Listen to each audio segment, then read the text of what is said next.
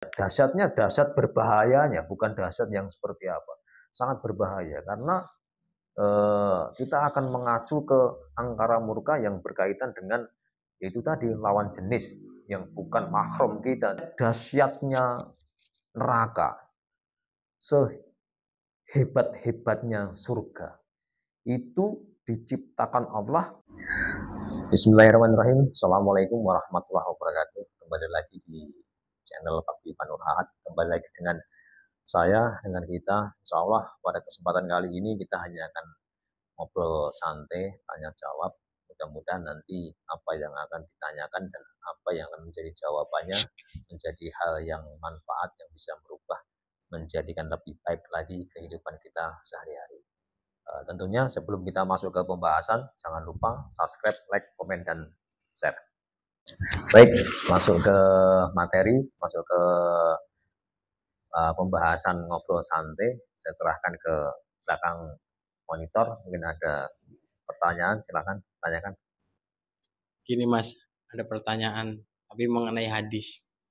Ini hadis dari Imam Ibnul Qayyim. Ini hadisnya, tiada penjara yang lebih sempit daripada kekangan hawa nafsu, dan tidak ada ikatan yang lebih sulit yang terurai daripada ikatan syahwat. Menurut sampean itu gimana, Mas? Ya, memang begini ya. Sama halnya di kita, di kami pelaku spiritual, khususnya di Kasampurnan ya. Itu memang kami juga mempelajari. Jadi memang orang bisa hidup nyaman, orang bisa hidup uh, tenang, tentram, tentunya dia juga harus bisa mengendalikan hawa nafsunya. Karena memang kita ibaratkan kendaraan, apabila hawa nafsu tadi adalah kendaraan kita dan kita sebagai manusia itu mengendarai hawa nafsu, kita kemana-mana akan merasa nyaman. Maksudnya kita pergi jauh juga tidak merasa capek, jarak yang panjang juga bisa kita tempuh dengan waktu yang relatif lebih singkat dan sebagainya. Sebaliknya kalau kita ibaratkan kendaraan tadi, hawa nafsu tadi menunggangi kita, dalam artian kita menggendong kendaraan atau memikul beban yang berat, otomatis setiap langkah kita akan saling merasakan berat. Otomatis setiap langkah kita akan berat dan lain sebagainya. Berkaitan dengan hawa nafsu tadi, apabila kita sudah dirasuki hawa nafsu atau kita dikendalikan sama hawa nafsu tadi, saat kita menjalankan sesuatu hal itu pasti berat. Suatu contoh garis kecilnya saja, kita kasih contoh yang sederhana yang mungkin sering terjadi di kehidupan sehari-hari. Saat kita menggunakan telepon genggam atau HP, kita lagi asik scroll, apapun itu sesuai dengan keinginan kita, hobi berkaitan dengan itu, kita mendengarkan seruan azan, panggilan azan, kita tidak segera menjalankan seruan azan atau panggilan azan tadi yang berkaitan dengan sholat. Kita tidak segera menjalankan sholat. Karena apa? Karena hawa nafsu kita berat di ego kita tadi, bergerak dengan minat kita tadi. Dan gitu. Untuk kewajiban malah kita nomor dua kan. Itu menjadikan kita itu tadi terkekang, sulit kan begitu. Nah, begitu juga dengan syahwat. Apabila orang sudah terjerat syahwat, itu dia akan menghalalkan semua hal. Sedangkan berkaitan dengan ini namanya syahwat, berarti kan hawa nafsu yang berkaitan dengan lawan jenis, yang berujung puncaknya adalah jima atau hubungan badan. Nah, kalau dengan berkaitan dengan ini, kalau dia tidak bisa mengendalikan syahwatnya, itu dia akan menghalalkan semuanya.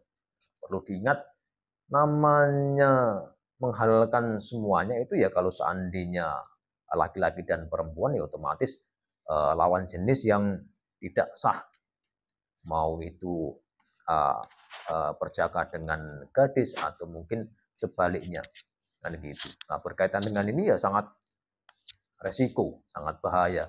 Kalau gadis dengan gadis ya tentunya dosa. Namun lebih berat lagi kalau seandainya laki-laki atau perempuan itu meminati atau menyukai lawan jenis yang berkaitan dengan milik orang lain atau hak orang lain. Bisa dibilang ya istri orang lain atau suami orang lain. Itu tentunya dosanya akan lebih tinggi, tingkatannya lebih tinggi. Jadi yang seperti ini otomatis menjadikan kita ya terjerumus ke jurang nista yang dalam, kesesatan yang dalam. Seperti itu mungkin. Ini. Kalau cara melawan hawa nafsu, bila kita dikendari hawa nafsu itu, caranya gimana Mas untuk melawannya? Sebetulnya kalau bagi saya pribadi, hawa nafsu itu bukan untuk dilawan ya. Ya bahasanya tadi lebih tepat dikendalikan. Kan begitu. Makanya sebetulnya itu berkaitan dengan nanti jatuhnya ke ilmu ma'rifat tingkatan paling tinggi. Berkaitan dengan hawa nafsu tadi. Makanya orang yang sudah mencapai tingkatan makom tinggi ma'rifat itu orang yang betul-betul sudah bisa mengendalikan hawa nafsunya. Jadi hawa nafsu tadi kita kendalikan, kita genggam sekuat-kuatnya sesuai dengan kehendak kita, mau kita arahkan kemana. Kalau berkaitan dengan yang awam, yang masih mungkin awal lah belajar, itu kita lakukan hawa nafsu tadi, kita arahkan ke hal-hal yang positif. Jadi kalau seandainya pikiran kita kacau, hawa nafsu kita nggak jelas, kita arahkan ke hal-hal positif. Mungkin positifnya kita olahraga, kita mencari kesibukan berkaitan dengan kita mengalihkan perhatian hawa nafsu tadi. Jadi kita arahkan ke hal-hal yang positif. Terus kita lemahkan diri kita dengan itu tadi. Contoh, kita emosi dengan seseorang. Kita pengennya, contoh kalau mungkin yang muda karena ada rasa dendam atau benci atau apapun itu berkaitan dengan hawa nafsu angkara tentunya. Nah, kita mudah saja kita olahraga, kita bikin badan kita capek. Saat badan kita capek, nanti dari situ kita akan belajar bahwa manusia itu lemah. Dan begitu. Bahwa manusia itu sangat lemah. Itu berkaitan dengan melakukan hal aktivitas yang seperti itu. Cuman sebetulnya Islam sudah mengajarkan untuk melemahkan hawa nafsu itu adalah dengan cara puasa. Dengan puasa tadi kita akan melemahkan hawa nafsu tadi. Karena hawa nafsu itu mudah dikendalikan saat kita berpuasa. Tentunya dari situ kita lebih mudah belajar untuk mengendalikan hawa nafsu tadi. Gitu. Terus kalau di syahwat Mas, seberapa dasarnya sih kekuatan syahwat kalau meliputi kita? Luar biasa dahsyat syahwat itu apabila meliputi kita. Makanya saya bilang tadi di depan tadi, saya bilang apabila kita itu diselimuti syahwat atau dikendalikan hawa nafsu yang berkaitan dengan syahwat tadi, itu sangat dahsyat. Dahsyatnya dahsyat berbahayanya, bukan dahsyat yang seperti apa. Sangat berbahaya karena kita akan mengacu ke angkara murka yang berkaitan dengan yaitu tadi lawan jenis yang bukan mahram kita tentunya. Itu sangat berbahaya. Dengan begitu ya yang paling tinggi akan menjadi tadi jima tadi, berhubungan badan dengan tentunya lawan jenis, baik itu yang masih bujangan dengan yang bujangan atau sebaliknya, seperti itu. Nah, itu tentunya bagi umat muslim atau mungkin di agama lain juga diajarkan kalau hal-hal yang seperti itu tidak baik, hal yang tidak baik, apalagi di Islam. Islam itu adalah tatanan, jadi tatanan hidup yang baik. Itu ya Islam itu, apalagi kamu yang orang, mohon maaf, kamu yang beragama Islam itu meyakini betul adanya itu. Seperti itu. Mungkin yang lainnya. Buat cara mencegah syahwat keluar nih Mas, buat yang masih sendiri ataupun yang sudah menikah, bagaimana caranya? Kalau yang masih sendiri, makanya kan dianjurkan apabila kamu sudah tidak mampu mengendalikan syahwatmu, ya sebaik-baiknya yang masih sendiri ya menikahlah, supaya kamu mendapatkan pasangan dari jenismu. Nah, di situ nanti akan dijelaskan dengan begitu, itu menjadi bukti kebesaran Allah, rahmatnya Allah. Tentunya bagi kaum yang mau berpikir. Jadi semua hal yang baik, apapun itu. Jadi hal buruk itu sebetulnya tidak ada, semuanya baik, tergantung bagaimana kita menyikapi dan berpikirnya. Makanya semuanya dituntut berpikir. Banyak di Al-Quran itu menjelaskan akhir daripada surah itu menuntut kita berpikir seperti itu. Jadi kita harus berpikir betul, semua itu adalah kebesaran Allah, rahmatnya Allah, kan begitu. Nah, kalau berkaitan dengan yang sudah menikah, contoh begini, kayak kemarin saya ada apa ya, ada pertanyaan tapi offline tentunya, tidak di video.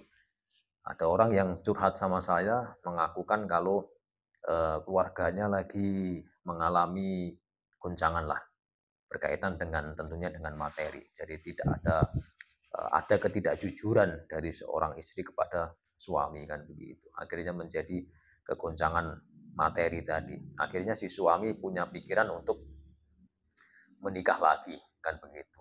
Bagi semua suami yang ada di luar sana, kalian harus ingat betul.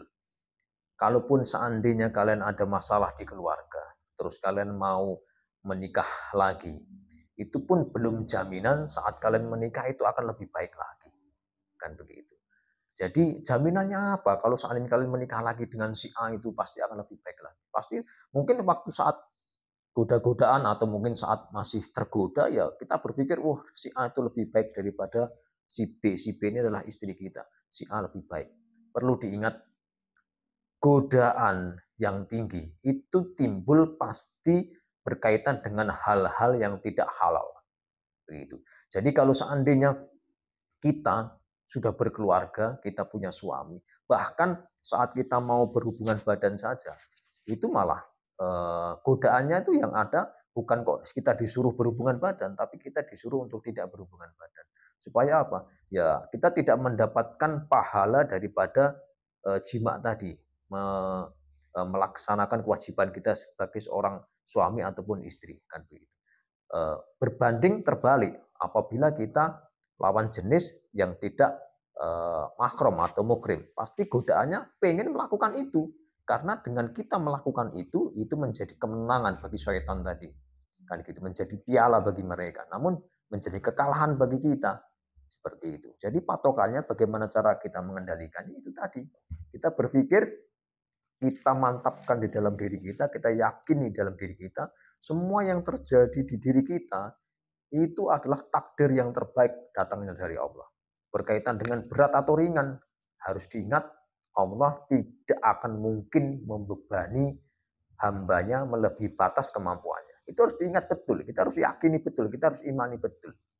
Jadi tidak ada, ya Allah, beban saya kok berat amat, saya tidak mampu. Tidak ada yang tidak mampu. Yang penting kita yakin iman, itu pasti kita mampu. Karena itu sudah diukur batas kemampuannya sama Allah. Seperti itu. Satu lagi ini Mas, Ya. menurut sampean apakah ada penjara yang lebih sempit daripada hawa nafsu dan belenggu syahwat? Jadi kalau menurut saya, penjara yang lebih sempit daripada hawa nafsu dan belenggu syahwat adalah tidak adanya iman. Jadi apabila orang itu tidak mempunyai iman, itu adalah penjara yang paling sempit. Kenapa demikian? Karena sedahsyat-dahsyatnya neraka, sehebat-hebatnya surga, itu diciptakan Allah karena adanya dunia. Kan gitu. Sedangkan untuk kita mendapatkan neraka atau surga, walaupun sering saya jelaskan kalau neraka atau surga itu adalah fadlnya Allah, rahmatnya Allah, tetap saja itu referensinya adalah di dunia. Jadi kita mau diridhoi Allah atau tidak diridhoi Allah, tentunya kita yang sudah ada di dunia. Jadi alangkah sempitnya hidup kita, alangkah sempitnya rasa kita apabila kita hidup di dunia, kita diciptakan oleh Allah, kita diberi rahmat oleh Allah, siapapun itu tanpa terkecuali karena rahmat Allah untuk semesta alam, namun kita tidak mau menyembah kepada yang menciptakan. Kita tidak mau menyembah kepada Zat yang Maha Agung, Maha Esa. Itu sangat sempit sekali karena sering saya sampaikan, kebenaran yang hakiki itu ukurannya adalah dunia dan akhirat. Jadi tidak hanya dunia saja. Kalau kebenaran hanya kita ukur di dunia, itu hanya kebenaran menurut habdu nafsi kita. Jadi hanya untuk menuruti kemauan kita, menuruti jasad kita, ego kita. Menurut kita punya mobil bagus itu baik. Menurut kita punya rumah mewah itu baik. Sedangkan yang seperti itu belum tentu baik. Ya memang betul kalau seandainya untuk menegakkan agama itu kadang-kadang diperlukan mungkin biaya, mungkin apa lain sebagainya. Namun tidak semerta-merta semuanya yang mempunyai itu adalah suatu kebaikan. Jadi siapapun itu, siapapun mereka yang ditakdir seperti apapun, syukurilah, nikmatilah. Namun dengan keyakinan penuh, keimanan penuh kepada Allah Subhanahu wa taala. Mungkin itu saja. Ada yang lain? Ya, cukup. Baik. Terima kasih. Mungkin itu saja sedikit yang bisa kita sampaikan. Kalau seandainya ada ucap kata yang salah, mohon dimaafkan. Dan apabila mungkin ada pengen ada pembahasan atau pengen ada ngobrol yang lain, silahkan komen. Jadi biar kita juga bisa, seandainya ada yang bertanya, namun cuma disimpan di dalam hati, akhirnya kan kita tidak selaras. Kita tidak bisa memahami maksudnya seperti apa. Jadi daripada diterka-terka sendiri maksudnya seperti apa, silahkan monggo ditanyakan. Akhir dari ini, saya ingatkan yang terakhir bahwa kebenaran yang hakiki itu hanya hak milik Allah Subhanahu wa taala. Saya hanya menjalankan apa yang saya bisa. Akhir kata, wassalamualaikum warahmatullahi wabarakatuh.